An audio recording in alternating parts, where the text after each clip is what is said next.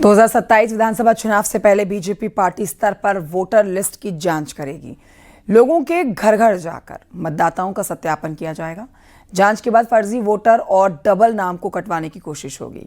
तो वहीं समाजवादी पार्टी के सांसद राजीव राय ने इसे लेकर चुनौती दी है। उन्होंने कहा है कि अगर बीजेपी ऐसा करेगी तो एसपी के कार्यकर्ता हर बूथ पर लड़ेंगे। रिपोर्ट देखिए।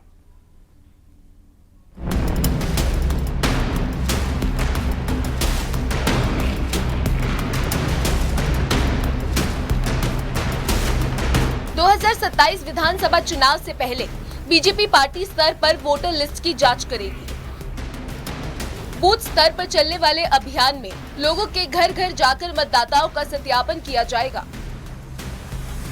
यूपी में 2027 विधानसभा चुनाव के लिए बीजेपी ने फर्जी वोटर्स के लिए बड़ा अभियान शुरू करने जा रही है। जांच के बाद पार्टी फर्जी मतदाताओं के नाम कटवाने की कोशिश करेगी। साथ ही जिन लोगों के नाम 2 जगह वोटर लिस्ट में शामिल है, उनके नाम भी कटवाने की कोशिश होगी। बताया जा रहा है कि राज्य निर्वाचन आयोग की वोटर लिस्ट में करीब 1.5 करोड़ मतदाताओं के नाम ग्राम पंचायत और नगरीय निकाय की मतदाता सूची दोनों में होने की बात सामने आई है। इसलिए भारतीय जनता पार्टी उत्तर प्रदेश मतदाता सूची के पुनरीक्षण का काम शुरू करेगी।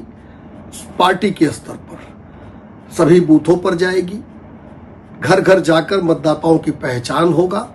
साथ ही साथ जो नाम गलत चढ़ गए हैं या 2 बार चढ़ गए हैं, उनको हटवाने का काम, और 18 साल जिनकी आयु पूरी हो गई हो नए मतदाताओं की, उनके नाम मतदाता सूची में आ जाए, इसकी भी व्यवस्था किया जाएगा।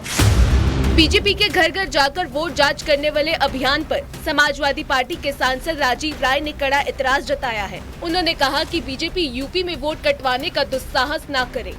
एसपी के कार्यकर्ता हर बूथ पर लड़ेंगे। बीजेपी की तानाशाही सोच यूपी में नहीं चलेगी।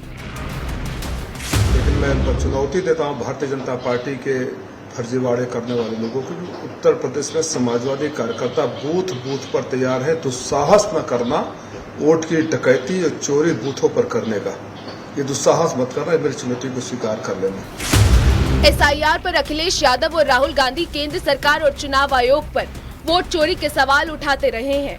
बिहार में इस मुद्दे को लेकर अखिलेश और राहुल काफी मुखर रहे।